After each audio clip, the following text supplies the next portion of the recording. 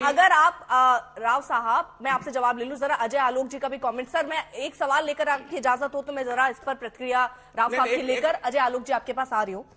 नहीं, मुझे इसका जवाब देने इसका जवाब दे दीजिए। और बड़ा सवाल तो यही है, देखिए एक सेकंड राव साहब, एक तो ये आर्थिक मोर्चे पर आपका व्यापार बढ़ा है। अगर मैं इसको आंकड़ों के हिसाब से भी देखिए तो देखिए 2014-15 में जहां 11.93 था, तो अब वो बढ़कर आप 2021-22-23 में 21.26 हो गया है। तो सर आयात तो बढ़ाया आपने, व्यापार तो चाइना के साथ बढ़ाया है ना, फिर कैसे, सरकार की क्या नीति है सर चाइना को मुंह तोड़ जवाब देने की?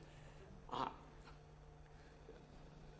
मैं इसका जवाब दे रहा हूं, 30 सेकंड दीजिए। पहले सौरभ भारद्वाज ने जो कहा वो बिल्कुल झूठ है। केंद्र सरकार ने सबसे पहले, हर एक राज्य सरकार अपनी नियम बना सकती है, उसको ट्रांसपेरेंटली फॉलो करना है। चाइनीज माल खरीदो, किसने कहा है इनको?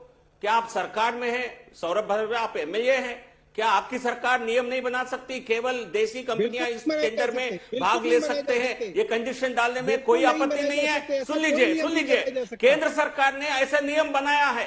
अर्पिता जी, केंद्र सरकार ने 200 करोड़ रुपए तक जो भी कंप्लीट देश, सोनिया जी, कोई नियम नहीं बनाया इस तरीके का। अर्पिता, मैं आपको बता रहा हूँ, सुनने को बोलिए। दोनों में केंद्र सरकार ने अर्पिता जी ठीक है राव साहब, मुझे एक बात समझाइए ना। राव साहब मैं ये समझ गई कि हर राज्य के हिसाब से, ठीक है राव साहब मैं ये समझ गई कि हर राज्य के हिसाब से वो स्वतंत्र है अपने डील किससे करना है नहीं करना, ये आप समझाना चाह रहे हैं, ये मैं समझ गई। लेकिन मैं ये समझना चाहती हूँ सर कि केंद्र सरकार अगर ऐसे ही कंपनियों को डील करती रहेगी, उनके साथ आयात, जैसा मैंने आपको उदाहरण भी दिया, आयात बढ़ाती रहेगी, तो आप एज अ सरकार, भारत सरकार की अपनी रणनीति सर क्या है चाइना को मुंहतोड़ जवाब देने की? ये अच्छे सवाल पूछा आपने, जवाब देता हूं मैं।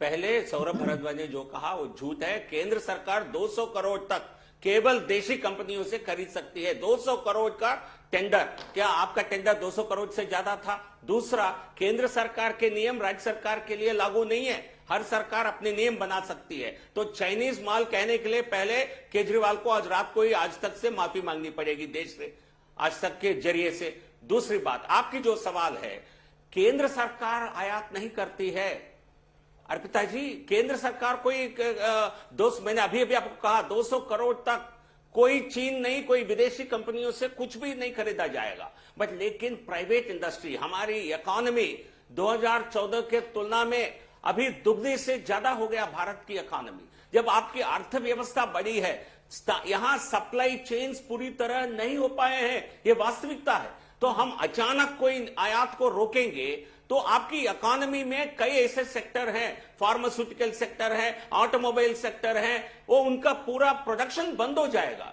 तो इसलिए जब तक आप आत्मनिर्भर नहीं होंगे इन सेक्टर्स में, आप पूरी आयात को बंद करने का कल्पना नहीं कर सकते हैं। इसलिए आत्मनिर्भरता आयात बढ़ाने की बात माध्यम से, नीति अगर आप आत्मनिर्भर भारत की तरफ बढ़ रहे हैं, एक सेकेंड, आप आत्मनिर्भर भारत की तरफ बढ़ रहे हैं, तो इसका एग्जाम्पल तो ये भी होना चाहिए कि धीरे धीरे हम निर्यात ज्यादा करें, आयात कम करें सर।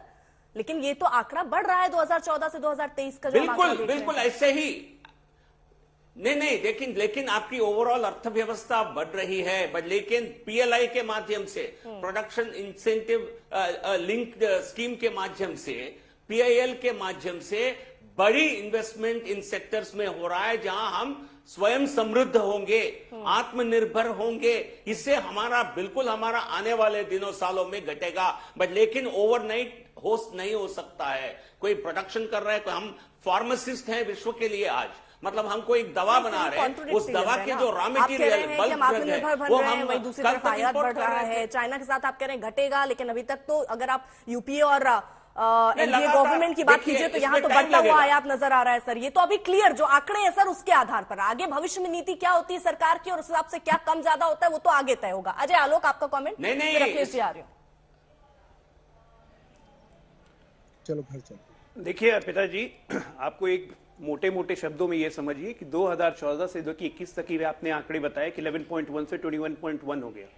तो सबके साथ लेकिन आपको देश को यह भी बताना चाहिए कि 2014 में अगर हमारी इकोनॉमी लगभग $2 ट्रिलियन की थी, तो आज 2021 में हमारी इकोनॉमी बढ़ के लगभग $3 ट्रिलियन की हो गई है।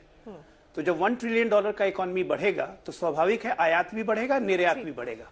दूसरी बात, चाइना में अभी बोल रहे थे सौरभ भाई बोल रहे थे, सौरभ भाई अरविंद केजरीवाल जो डायबिटीज की दवाई खाते हैं ना, उसका कंपाउंड भी चाइना से बन के आता है। आप कैसे सब कुछ शट कर देंगे चाइना से? क्योंकि नरेंद्र मोदी जी नहीं बनाते कूटनीति का ना इंडिया मतलब में, कभी भी इसीलिए मुंह तोड़ बात जवाब आता देना है। नहीं होता सौरभ है। भारद्वाज, अरविंद केजरीवाल डायबिटीज की one दवाई by one, खाते हैं, please, आपको बात बता सुनिए, देता बात हूं। सुनिए, Please, बात sir, सुनिए, one बीच by में one, मत बोलिए, please. इससे कोई फायदा नहीं कर रहे होगा। हैं। सौरभ जो भारद्वाज, अचानक ये लोग ठीक है, एडवोकेट सर, कर रहे हैं, आप अपने पॉइंट लेकिन इनको चुप किया तो चुप रहिएगा, नहीं तो सुनेंगे सर, नहीं। ऐसा वो मत अमित शाह कीजिए। खाते हैं, बिना अर्थ की डिबेट अच्छा, करने का फायदा नहीं वो है। दवाई अमित शाह खाते हैं, अरविंद केजरीवाल नहीं बिना खाते। अर्थ की नहीं, चाइना डिबेट मत दवाई करने का गिराइए, फायदा सर, नहीं है। चर्चा का स्तर आज मत की तारीख में गिराइए। प्लीज नहीं, मैं इनको मैं रोक बता रही हूँ रहा सर, हूँ। नहीं नहीं, ना केजरीवाल ना अमित शाह, प्लीज ये मत कीजिए, मुद्दों पर और बात कीजिए। पिताजी, ठीक है, अजय आलोक। ये अजय आलोक जो है, ये राजनीतिक विश्लेषक बन के पिताजी, मैं कह भारतीय रहा हूँ जनता कि पार्टी के मेडिकल पिट्ठू बन के कंपाउंड आते हैं। सौरभ भारद्वाज। ये मेडिकल कंपाउंड जो आता है इस देश में, अरे एक मिनट, मेडिकल अरे कंपाउंड जो इस भारतीय देश में जनता आता है पार्टी जिससे का दवाइयां पिट्ठू की बनती बंद हैं, करो। 60% अपने आप को हम लोग भारतीय चाइना से जनता लेते पार्टी की हैं। पिट्ठू अब की एक मैं बंद आपसे करो। चाहूंगी शब्दों अब का एक चयन मिनट। एक तो सही ढंग से कीजिए, अरे और दूसरी भैया, चीज जब आप शांत बोलते रहिए हैं ना, तो मेरे दूसरे से को बुरा क्यों लगता है ना आपको सर, क्या बीच में मिर्ची कोई लगी बोलता हुई है। है? एक मिनट सर, बहुत सच्चाई टाइम का के आईना बाद मैं दिखाता हूँ, सवाल आप ले लोग पाई चिढ़ने हूँ। लगते हो। भारद्वाज सीधा साहब, एक बीजेपी सेकंड में आ जाओ, नौटंकी क्यों कर रहे हो? सीधा बीजेपी में आ जाओ ना, नौटंकी क्यों करते हो? सर, वो आपसे दूसरी सलाह लेके बात- तो कहीं नहीं जाएंगे ना, अभी तो अरे, राजनीतिक विश्लेषक के अरे, तौर मेरी पर ही चिंता हैं। करने सर, की रुक जरूरत नहीं है, जाइए। वजन कम हो भारद्वाज जी की जाएगा। आवाज, सर माफी के साथ मुझे आवाज कम करनी पड़ेगी, मैं चर्चा नहीं खराब होना देना चाहती हूँ सर। भारद्वाज सर को रोकिए, आवाज कम कीजिए सर। अजय आलोक, कंप्लीट कीजिए आप। नौटंकी के बादशाह है आप लोग। देखिए, और पिताजी, सत्ता के शिखर पे अपनी अपनी पार्टी के शिखर पे जो नेता होते हैं, पार्टियां उन्हीं की लाइन पे चल लेती हैं। हमने 1965 का जंग देखी, 1971 का जंग देखा, कारगिल देखा, हमने कारगिल तक का युद्ध देखा, अलग अलग सरकारें थी। खुल के लोग इंदिरा गांधी के साथ खड़े रहे, खुल के लोग वाजपेयी जी के साथ खड़े रहे जब कारगिल हुआ। ये अचानक 2020 में जब चीन हुआ, तो इस देश की विपक्षी पार्टियों को क्या हो गया जानती हैं? ये होता है सत्ता का चरित्र बदलना। विपक्ष में दोनों पार्टियां थी, लेकिन पहले जब युद्ध होते थे या स्कर्विशेस होती थी तो लोग हमेशा राष्ट्र के साथ खड़े रहते थे। ये 2020 में चीन के साथ पहली बार इस देश में ऐसा नहीं हुआ कि जब लोग देश के साथ खड़े नहीं रहे, इसलिए क्योंकि जो सत्ता के अपनी पार्टी के शीर्ष में जो बैठे हुए हैं उनका चरित्र बदल गया है। सच्चाई यही है। दूसरी बात, कूटनीति में कभी मुंह तोड़ जवाब नहीं दिया जाता है। चीन से आप रिश्ते खत्म नहीं कर सकते हैं, आप कोई लड़ाई नहीं चाहता है, लेकिन उनको साथ के साथ यह एहसास कराना भी जरूरी है कि हम कमजोर नहीं है, और यह एहसास लगातार उनको करवाया जा रहा है। चीन कभी नहीं चाहता था हमारे बॉर्डर्स में इंफ्रास्ट्रक्चर बने, हमने बनाया। अब क्यों मार्च 2020 में लड़ाई क्यों हुई? क्योंकि चीन घुसा था, हमारे सैनिकों ने रेजिस्ट किया। नहीं रेजिस्ट करते हमारे सैनिक, वापस आ जाते, लड़ाई नहीं होती जैसे पहले होता था। आज हम एक एक इंच के लिए रेजिस्ट कर रहे हैं। एग्रेशन की भूमिका हमारी है, अब हमारी भूमिका सहने वाली नहीं है। एग्रेशन की भूमिका है, ये चीन समझ गया है, और वो देख रहा है कि हमारे इंफ्रास्ट्रक्चर भी रेडी हो रहे हैं, उनके इंफ्रास्ट्रक्चर तो पहले ही से रेडी है। कितने कम समय में हमने अपना इंफ्रास्ट्रक्चर बनाया है, ये होना चाहिए। ठीक है, अब देश के साथ खड़े रहिए, देश के खिलाफ बातें मत कीजिए। इस समय अखिलेश सबको जी, देश के साथ अब रहना इस समय देखिए वक्त है देश के साथ खड़े होने का, देश के खिलाफ नहीं।